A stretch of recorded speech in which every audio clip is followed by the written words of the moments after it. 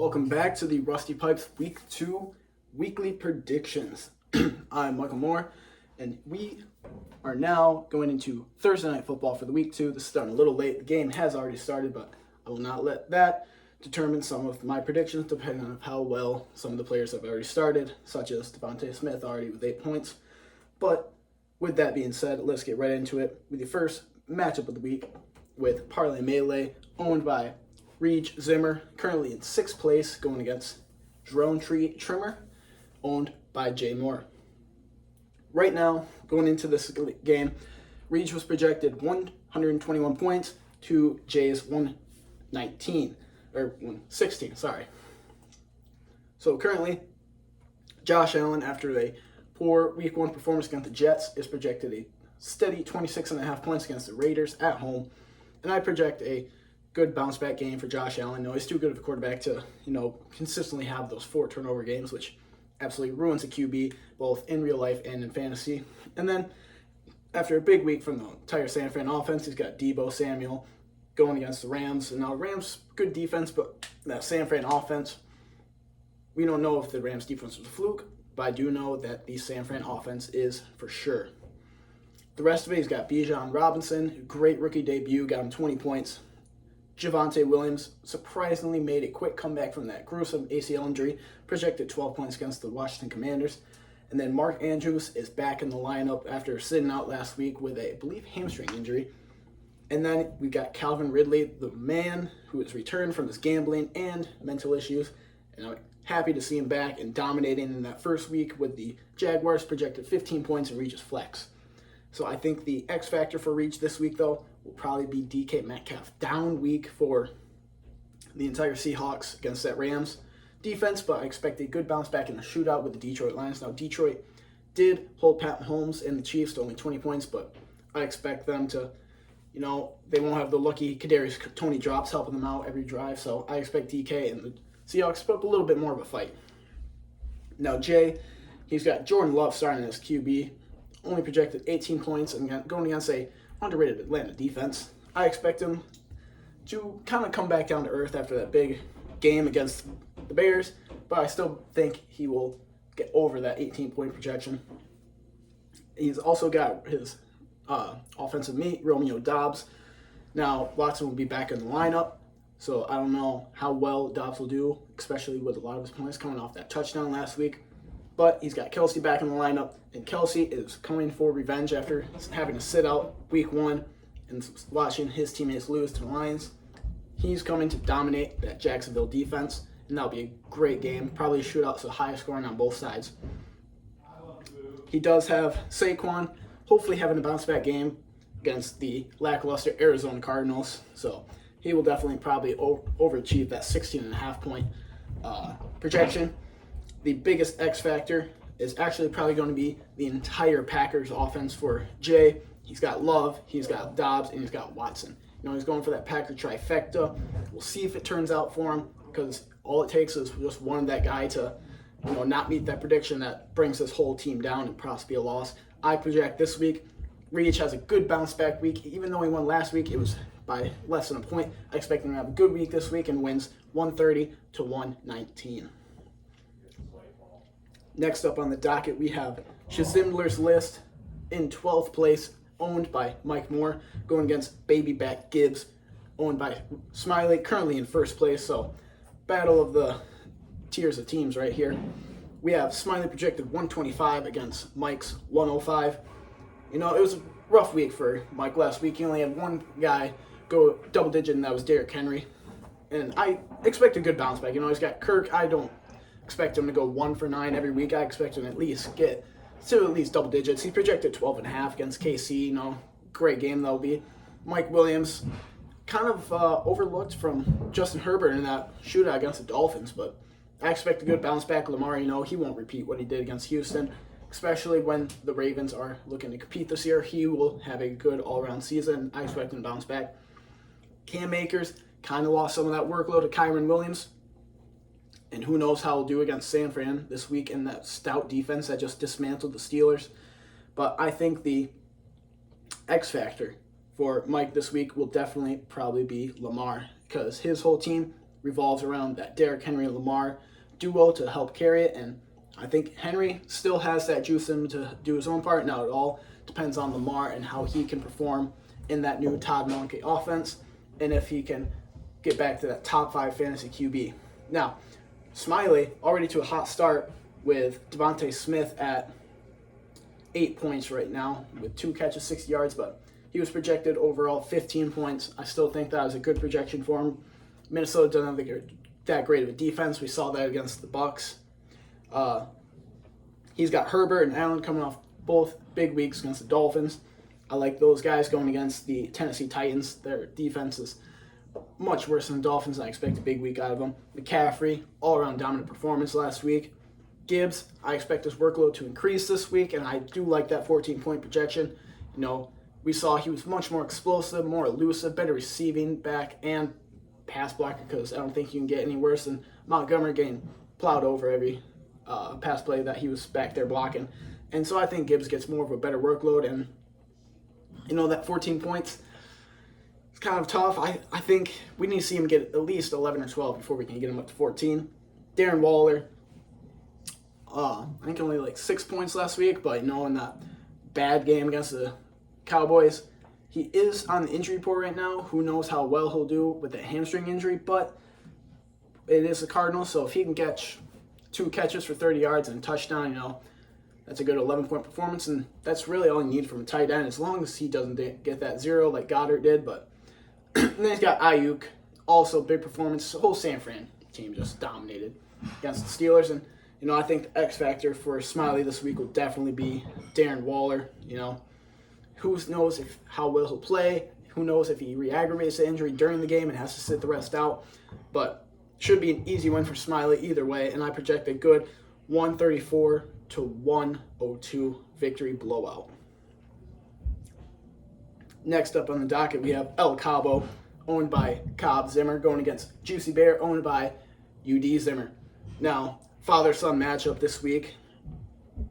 Matchups like these will probably get matchup of the week, maybe even closer games, because it is projected Cobb wins 118 to 108. But stuff like these, maybe later in the year, once we have this kind of more planned out, we will get, you know, the 2 matchup of the week guys maybe out on a video call, and I'll screen record on this computer, and that way I'll edit it into this video, and we can have, you know, that matchup breakdown. But for now, you're stuck with me. So right now we have Cobb. You know, he had a good up and down performance. He still got the W last week against a lowly, not so dangerous team. But he's got Michael Pittman coming off a big game against the Jaguars. Anthony Richardson showed out, probably the best performance out of all the rookie QBs, both running and passing. Mistakes, but that's going to come from all rookie QBs. Jamar Chase, low game for the Bengals, but I expect him a big bounce back, especially in that division rivalry game against Baltimore. David Montgomery, good performance against KC, showed he does have that split workload with Gibbs. We'll see how much that stays as the season progresses, or even into week 2. I think Dan Campbell wants to get Gibbs more involved in that offense. Eckler, right now on the injury report, but I assume that he'll still have that nice workload where he gets a little freshened up on the running downs, gives that to Joshua Kelly maybe for that in between the 20s, but Eckler gets the red zone, the receiving, and the goal line work. Goddard already up to 3 points, which is 3.5 points better than he had last week. So Cobb's got to be happy about that. And then Nico Collins, a surprise player from last week. You know, I think I had him as my X factor, and he had, I think, 15, 16 points against a good Baltimore. Yeah, 14 points against a Baltimore defense that I thought would probably hold him below 10, and there he goes off. And now he's playing against Indianapolis in another division matchup. And then, but I expect the X factor this week will definitely be Dak Prescott. Also had a lower week last week, but it was a blowout against the Giants. He didn't have to do much, but now he's probably going to have a defensive uphill battle against the Jets that forced 4 turnovers on Josh Allen. Who knows how well Dak will do after leading the league in interceptions last year. But that 20-point projection, I think they brought it down for him a little bit in this matchup. And I'll be curious if he gets to that. I'm thinking more 17, 18 points for Dak, but who knows, maybe he jumps over that. And now for Juicy Bear, you know, he had Hurts also. It was just all-around low offensive week last week for half the teams and a subpar to good offensive week for the rest. But he's got Jalen Hurts playing right now against Minnesota. They're about 3 minutes into the second quarter. He's sitting at just under 2 points. I expect him to score a few more touchdowns this game. Like I said, Minnesota don't have that great of a defense, and I expect the Eagles to improve on last week in that tight game against the Patriots. Next, he's got T. Higgins and Chris Godwin. Both had very low games. Higgins, I think, also had 0 points last week, and Godwin himself, only had 10, which isn't nothing to scoff at when you compare it to the 0, but with Evans getting that touchdown and a couple more looks his way, Godwin had to sit back in that number 2 role. But I expect against a Chicago defense that is surprisingly worse than the Vikings, he will improve and probably reach that 13-point projection. Aaron Jones, huge game last week against the Bears. 12 points. Seems a little low, although I do get it because he is on the injury report right now with a hamstring, but I expect him to be healthy for this game. James Conner, I think he got up to like 12 last week, but that was more so from the 64 rushing yards and a couple catches here and there. But I expect him against Giants. Kind of goes back down, Washington, great D, but it was all around sloppy offensive game that kept it in between outside of each other's end zones. Now, Sam Laporta, huge game last week for the Lions. Good safety valve for Jared Goff. Going against Seattle, I expect another good week out of him, probably 8-9 points again. And Rashee Rice, that was actually probably be UD's X factor. One of the few consistent, if you want to call it, receivers on the Chiefs. But Kelce coming back, it is a little risky putting him in there, especially with Mahomes not really having a favorite receiver besides Kelce. But I expect Rashee Rice to take over that number 2 option role for Pat Mahomes and building a little more repertoire with him. And next up, we got Mixon Aaron's Ayahuasca, owned by Josh Morrison, in third place right now, going against Live Laugh Facebook, owned by Carson. Carson coming off a tough loss last week, but he is sitting in the projection, winning 118 to 106 or 116. But right now, Josh is in a little bit of a hole with Alexander Mattison sitting at negative 0.6 points and A.J. Brown sitting at 2.6. Now, I expect them both kind of build back up. It's especially Brown. Madison, as far as the game's going right now, he's only got 4 yards rushing with 1 fumble loss. So that's where kind of a tough spot right there. But I expect him to maybe bounce back for like 5-6 points. Nothing crazy for him. But A.J. Brown, I expect him to get a few more catches. He's Hurts' favorite target, so he'll probably get back up to the 14-15. Probably won't reach that 17-point mark unless he catches a touchdown in this game, which is definitely possible, especially with his size and his red zone threat. But I hope he does reach 17 because I have him in my other league. I would very much like that. But then, besides that, he's also got Jared Goff going against Seattle. Another shootout. Goff will probably perform well. Tyreek Hill coming off that monster week as a wide receiver 1 and probably the highest scoring fantasy player overall. Going against New England. Tougher defense than the Chargers, but it's Tyreek Hill. No one can really guard him. And then he's got Joe Mixon. Hopefully, like the rest of the Bengals, bounce back after that tough week 1 loss to the Browns. Evan Ingram and James Cook. James Cook was, good here and there, but then he also had that where he kind of fell out of the game plan. But I expect him to have a good game against the Raiders defense, which is kind of middle of the pack, but a little lowerly against the run. So James Cook will probably be the X factor for me for Josh. And then for Carson, Tua, another big game. Devontae Adams kind of held down by PS2 in that game against the Broncos, so he didn't have he only had about 12 points. Then we got Diggs, good game against the Jets, just kind of fell out here and there, but he made sure to get those targets and receptions back on that final drive. Then we got Josh Jacobs, also held down by the Broncos defense. Don't know how the Broncos lost the game, but they did.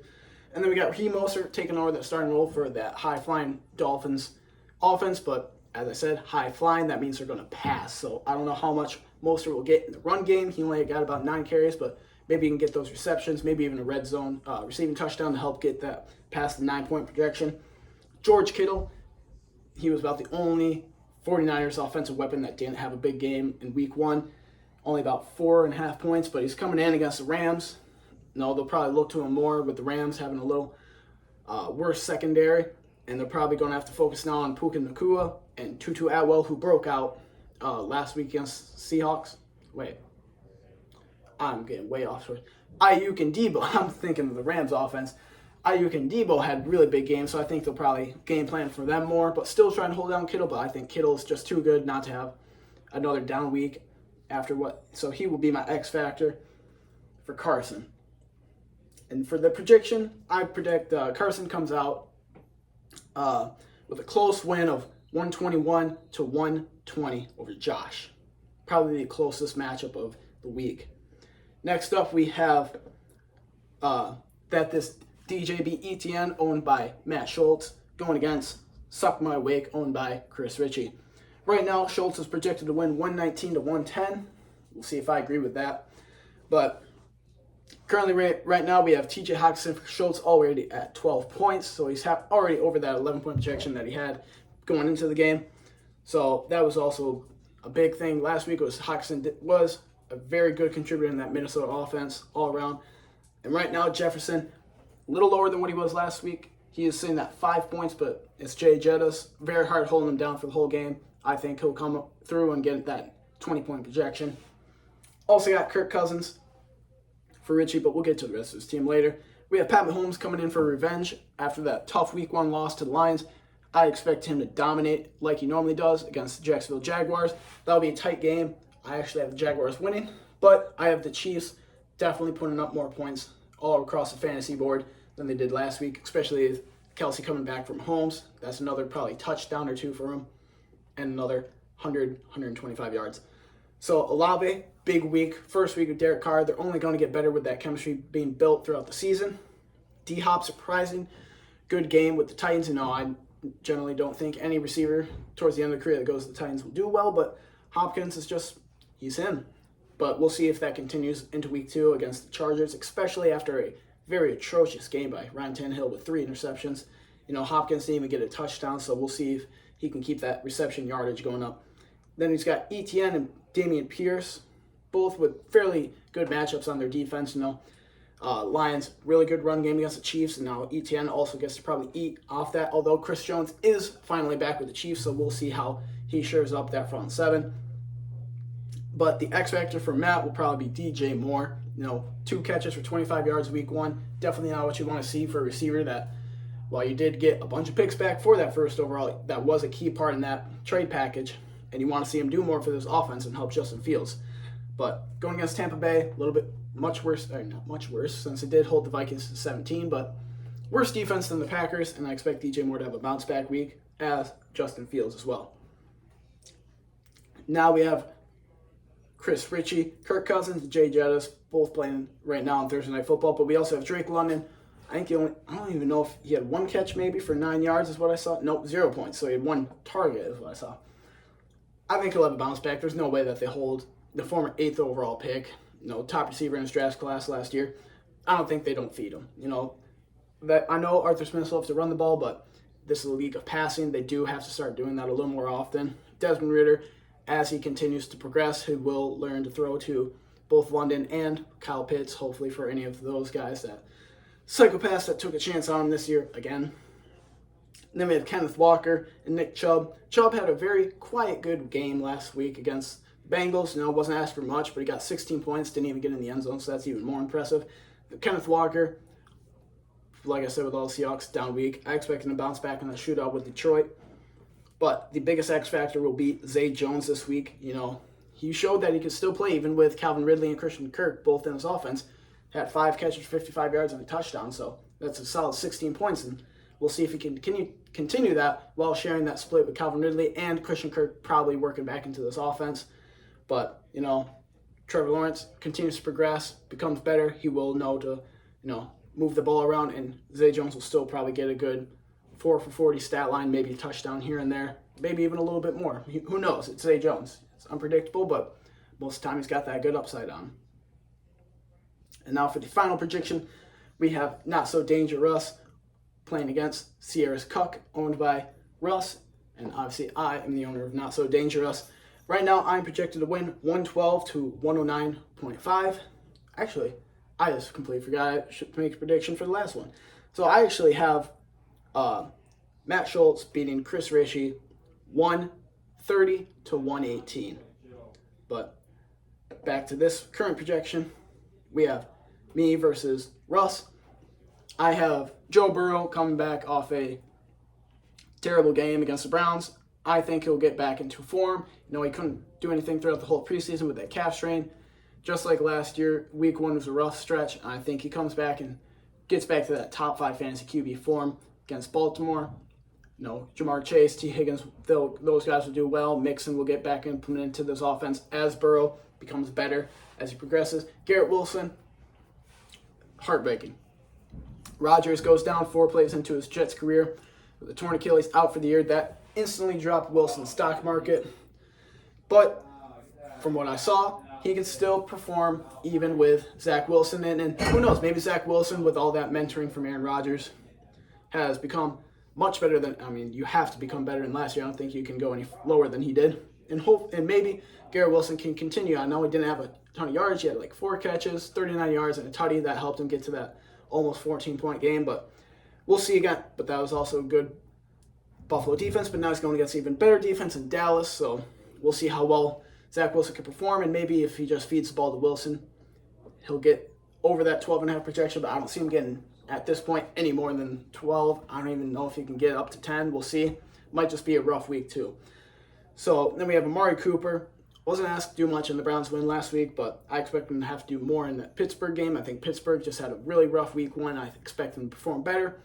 Next, we have Miles Sanders and Ramondre Stevenson. Both performed well in their respective games, and I expect them to continue that momentum. I think Stevenson can even outperform that 13-point projection. I think with his receiving game and a better run scheme that he can go into this week, getting more than just 25 rushing yards, I think go in and get 60, 70 rushing yards and then still continue that 4 to 6 catches for 50 yards. And I think you get up to the 15, 16-point range.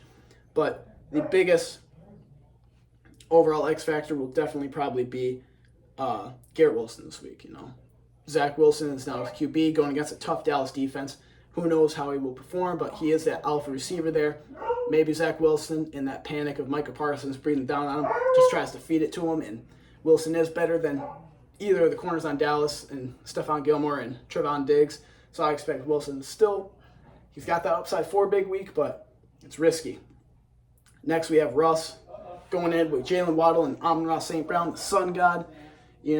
Both of them very good wide receivers, and I expect big weeks off of both of them. Waddle had a little bit of a down week, but with Tyreek Hill blowing up like that, you're just going to have that. Waddle still put up 11 points, and I expect a better week out of him as the target share kind of narrows back down to evenly split, but we'll see off of that. Maybe Tyreek Hill just has that 2,000-yard season, and Waddle just has to sit back with only 1,200, which isn't bad, but when you have a 2,000-yard receiver next to you, it's small in comparison. Then we have Tony Pollard, big week last week against the Giants. It was an all-around easy game for the Cowboys.